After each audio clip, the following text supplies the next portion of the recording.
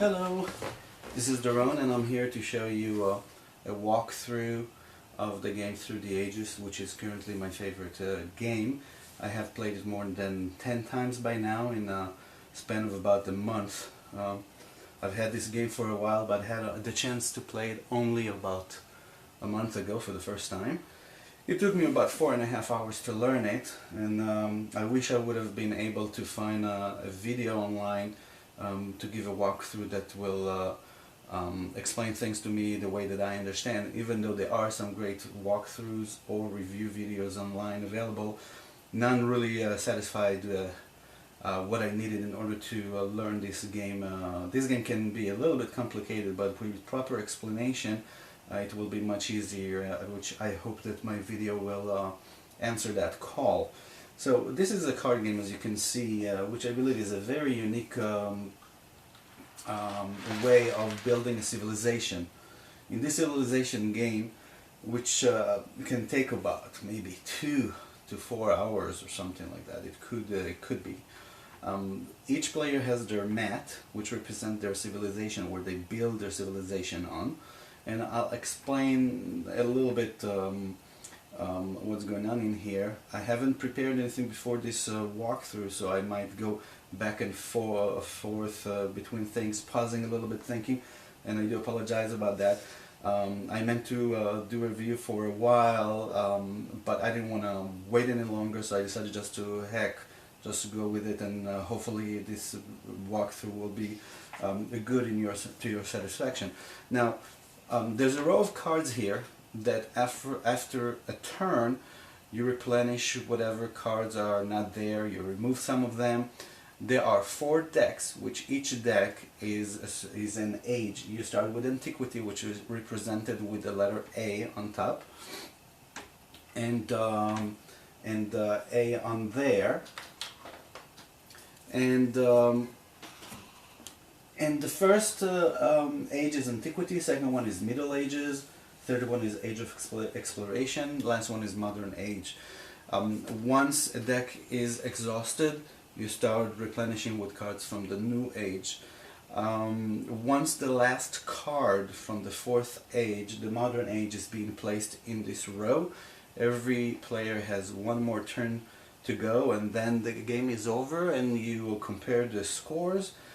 There's some events that impact the scoring at the end of the game, which can be crucial in some cases, and obviously whoever wins earns the most culture points wins the game. Now around this board you see the scoring area, which is your culture point scoring area. Each player has a token here that represents their color. In this case there's a green and there's a gray one. On this row we fill in cards from the deck from left to right, and one of your actions would be retrieving cards. The options that you can do is retrieving cards from this row, and like I said, once cards are being taken out before the next player's turn, you replenish cards from there.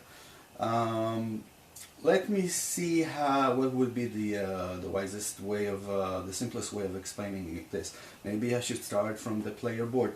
This is the player board where you build a civilization, and I should start with the government area. These are technology cards for the most part, that when you do purchase them, you bring them to your hand, and from your hand you can, some of them you can place on your board. For example, I'm just showing this one. Yellow does not go on the board, but just to give you an idea how that works, you place cards on top of each other like this, in this way. Your civilization begins with what we call specific technologies. These are not actual things that you do with them. These are just technology that you start, and in order to actually utilize technologies, you have to produce a worker and assign workers to that type of technology that then gives you a certain ability. Not to distract from anything, I'll go here. Your starting government, and every player has the same type of board. It's the despotism. You get to do 4 actions, 4 civil actions on your turn according to this government, and you get to do 2 military actions according to this government, and you can build up to 2 urban buildings. Now, some of the cards that will show up are different government type cards that you can acquire, place it over this guy, and that will give you more civil action, more military actions, and more buildings to build. Now, yellow tokens here are representing your workers, which one of your action would be acquiring worker from here, moving it there, and then you can assign a worker to any other technology that you might have, which I'll explain in just a little bit. Alright? Now, pay attention. There's a number here, 2, 3, 4. To get a worker as one of your action, you will have to pay 2 food, and I'll explain that in a little bit. Once you move, you reveal a consumption. At the end of your turn, it will cost you certain food to basically feed your workers and so on. Now, once you get to this area, to get a worker, it will cost you 3 food, and as you can see here, at the end of your turn, you have to pay 2 food to feed your workers. It probably will make more sense in just a little bit. You do start with 1 worker in your worker pool that you can assign to anything that you need to do. Now, you have 2 technology cards. I think you would call them urban buildings. I'm sorry. These are urban buildings that you start. This is a lab type. This is a temple. Alright? Now, these are your resources that are represented by blue tokens. Now, blue tokens can be used for food or for iron or bronze, anything that you can actually build. It will make sense in just a little bit. Here you have, like I said, you have an urban building that you can build too, and I'll explain in more detail in just a little bit after I'm done explaining here. You start with also a farm that can produce food that you already have workers here as well here. What that means is that at the end of your turn, for each yellow token, you receive a blue token here. Alright? And here, that would be the same case for bronze. You produce 2 blue tokens that each one will give you 1 bronze in this case. Now there are cards that maybe we'll get to see them, that when you bring them here, you can produce better mines that will produce, that each blue token will produce a higher value of a resource. Same for food. You do start with 1 military unit represented by this yellow. It's an infantry, and it's worth 1 defense or attack point. This is good to raise at some point if in case there are wars. There's wars in military cards that can happen. There are aggression type. There's territories, and whoever is the strongest basically will win a conflict, a war, or a territory. Alright, so if you notice here, there's this, I believe it's called the science. This is your science marker, and this will indicate to you how many science points you get, and I'll explain it later what that means. Here you have military, which at the moment you do have 1. Each player has 1. They start with 1. If this for any reason was not here, we were at 0. The more workers that I get here, that means each one worth 1, this guy would go to 2. Alright? So that's really what that is. Here we have culture points. Now, the culture points, what that means here is not how much points you make, is how much you earn every turn. If at the end of my turn, let's say my marker is here at 4, at the end of my turn when I calculate my culture points, I will advance my marker by 4 points. This is really how you gain more points. I don't have anything at the moment, I have 0, but if you can see this specific urban building, which is a temple, if I had a yellow worker here, then I would have had my marker at 1. If I had another worker here, then I would have had my marker 2, or basically worth 2. If for any reason this guy would have taken away, then my marker would have went back to 1. Now, this means that at the end of my turn, I basically move my marker, I advance it by 2. And nowhere at any point along the scoring track this guy goes back, it always stays forward. There are some certain events that will make you lose some points, but for the most part that's really how this works. And now here you have your science points. Now the science points are basically, at the moment you start with 1, since at the lab you have a worker, and the worker produces one lab. If I had another worker, I would have been at 2. If I had 3, I would have been at 3. Now what that means, at the end of my turn I advance this marker by 3. Now, at any point during my game there are certain actions that allow me to use science points. For example, let's see, there are none in here that I can show, but they are probably at a different deck. Let me just grab another deck quickly. Let's see if we can find something. For example, there's a rifleman. When this rifleman is going to be in the row, I can acquire that card, and I bring it into my hand, and in order to put it into play, I have to pay, hopefully that's seen clearly from where I am, I will have to pay 5 science points in order to discover this type of, if I can call it, technology or infantry units. That means that my marker will have to be at least at 5 or at 6 or higher, and once I play it, I reduce my science marker by 5, etc. So hopefully that makes sense in that regard. Let's see what else to do to explain. I think I explained these guys here. Alright, so now that you understand this a little bit better, I can explain what's going on here. Now with the lab, like I explained, let me just bring this guy back here.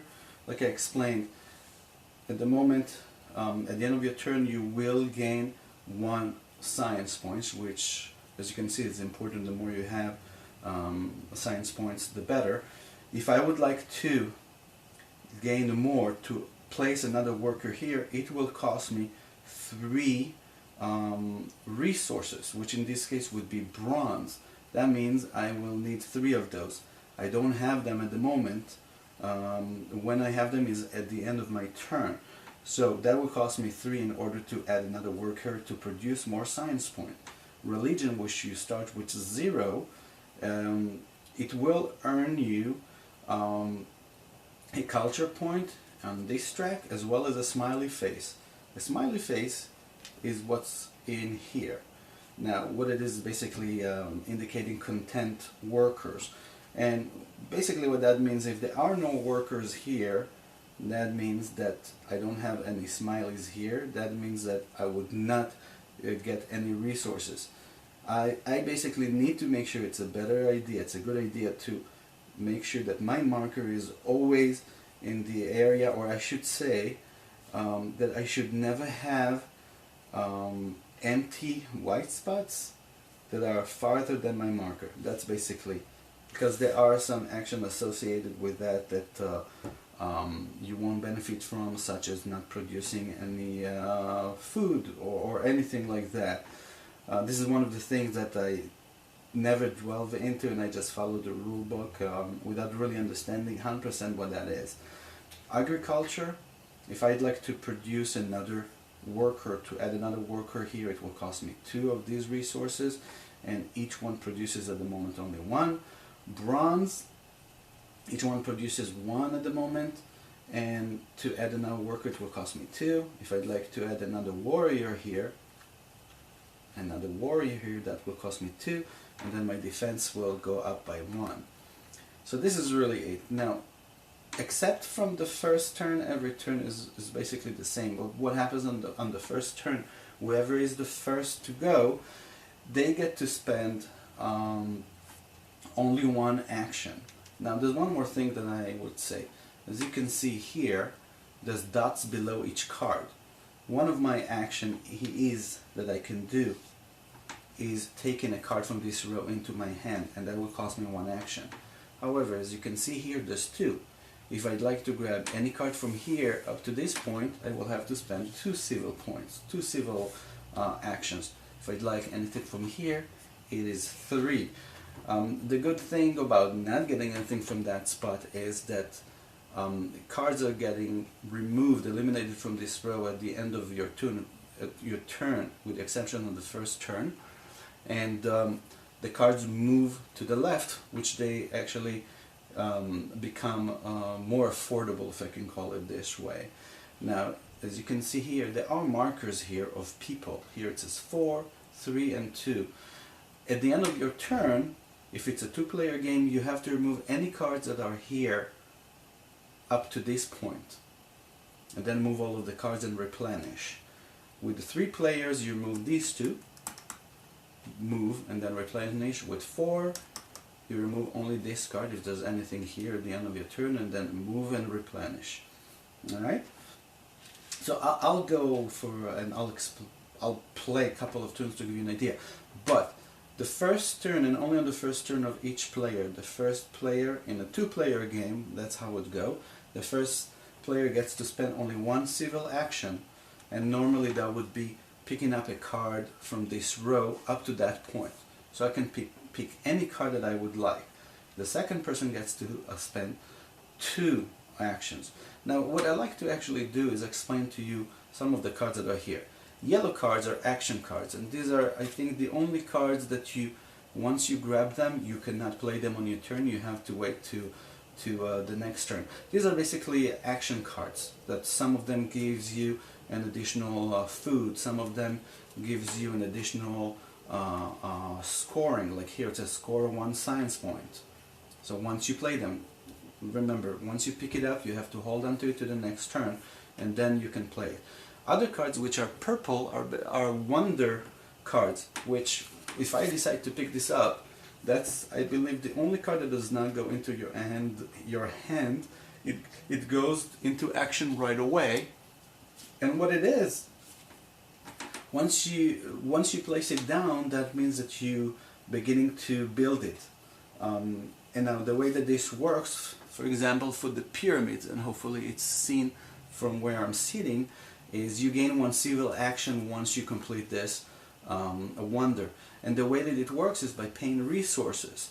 So you have to pay at one time 3, at the second time you have to pay 2 bronze, in this case, and on the third time 1 bronze. Once you completed that, you completed the construction of this wonder, and you gain an extra civil action from the supply into your pool here.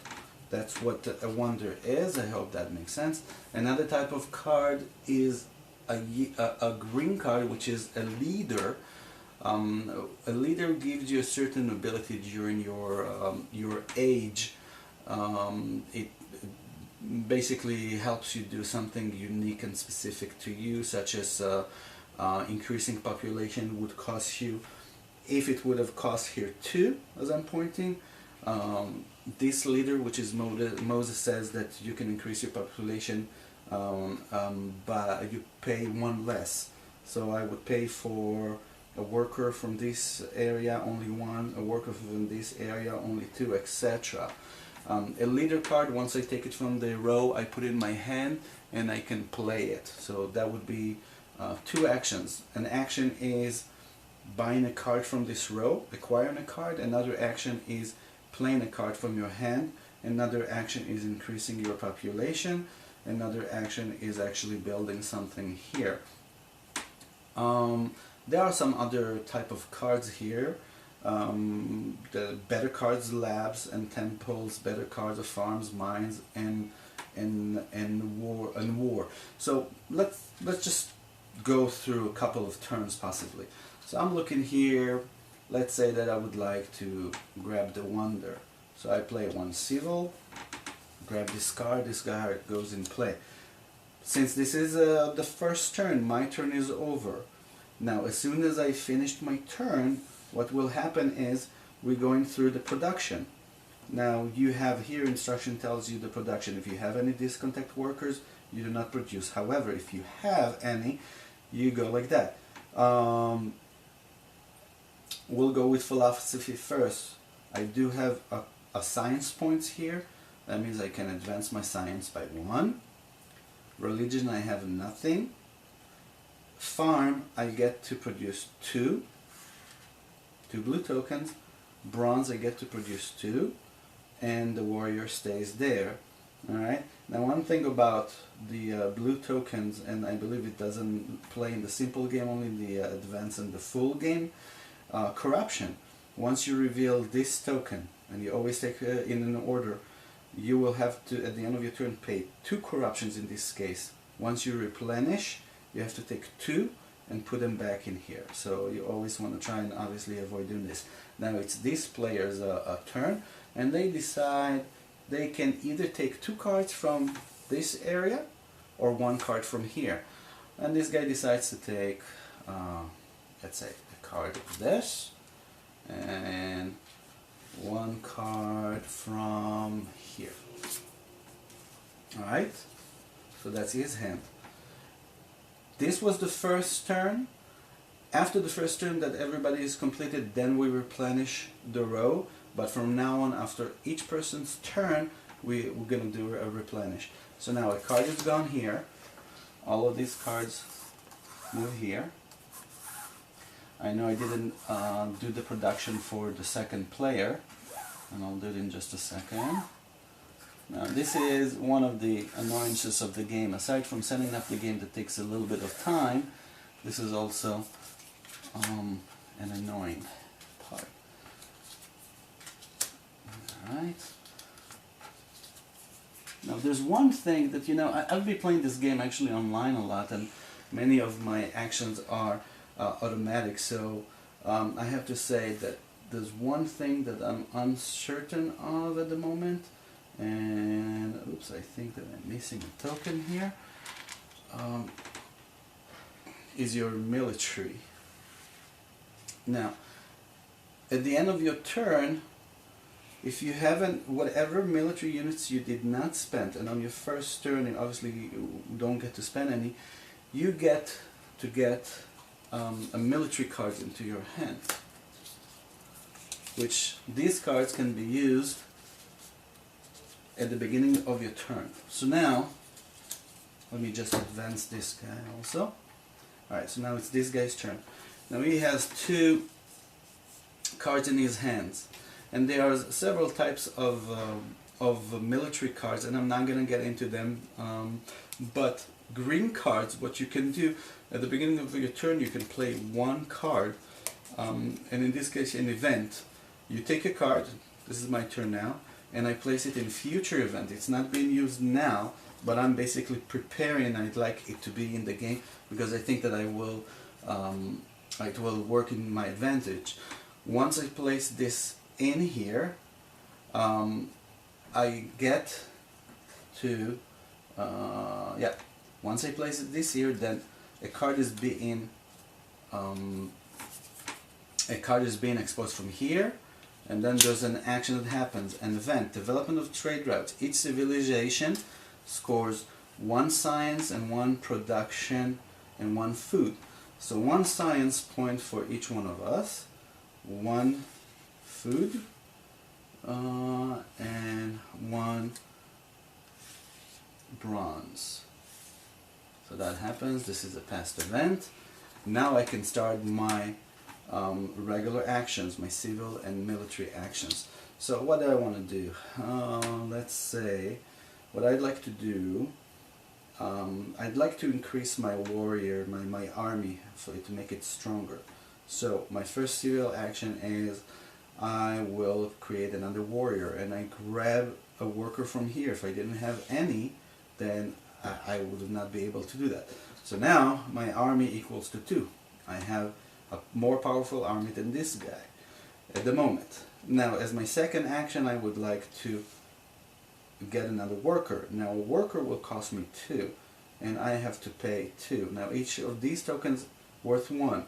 So once I pay 2 and I put him back in my supply pool, I grab 1 from here, place it here, and I spent my 2 actions. As my third action is, I'm gonna grab a card from here into my hand, and this one is build one stage of wonder. These are stages, 3 stages, which in the first I have to place 3, I have to then second one pay 2, and then 1, and then I get 1 extra civil action into my pool here. So here it says build 1 stage of a wonder, pay 2 less. I put that in my hand, I cannot use it this turn. I have 1 more action that I can go. Let's say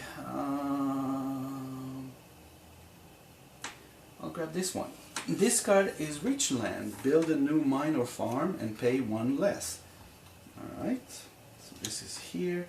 Now my turn is over. What we do, we take all of the cards that are in here, and then we replenish everything. We move everything. Let's see, like that. I'm going to go through one more play, most likely. One more turn. Oh, there's many leaders here that aren't that shuffled very well, and that's okay.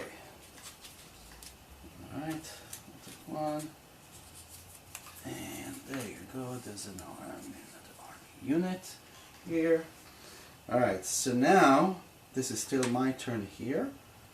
I believe I played everything, however, I have now 2 military action, and that was a mistake of mine. When I built a military action, a military unit, I was supposed to use the red token for military. So I do have 1 more civil and 1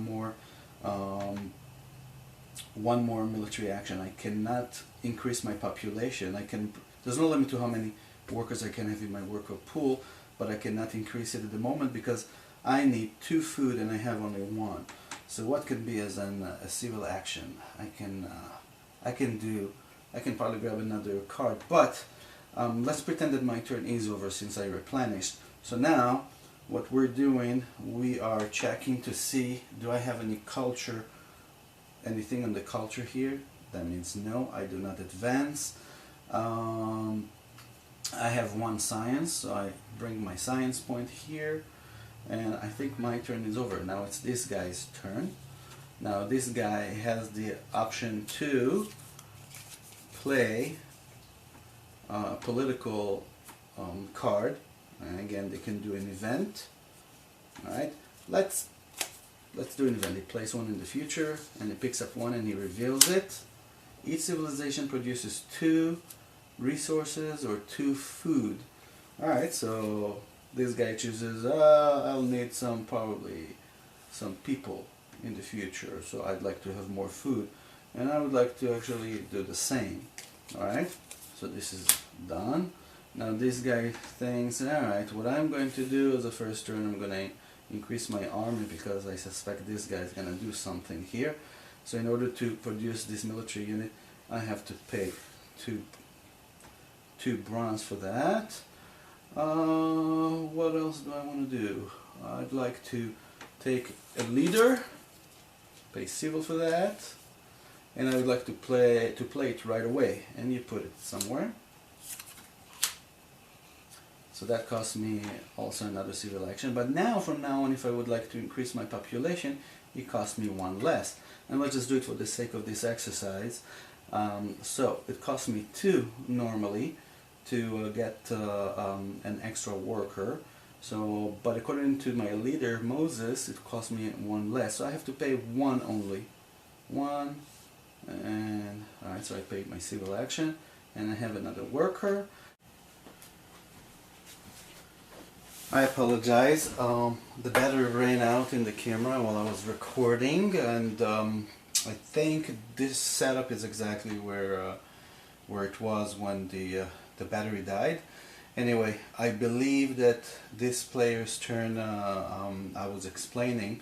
So far, this player has 1 more civil action they can play, and they decide to pick up a card from the card's row, which is build a new urban building and pay 1 less. They put it in their hand because they cannot use it now. Now let's see what else.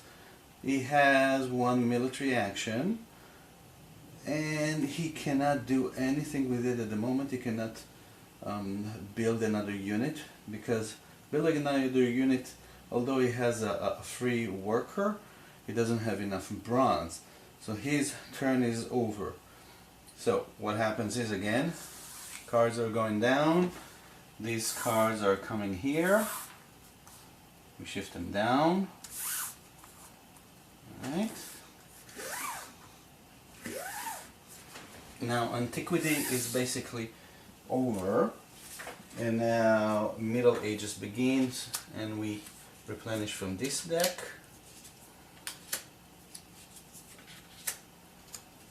Alright.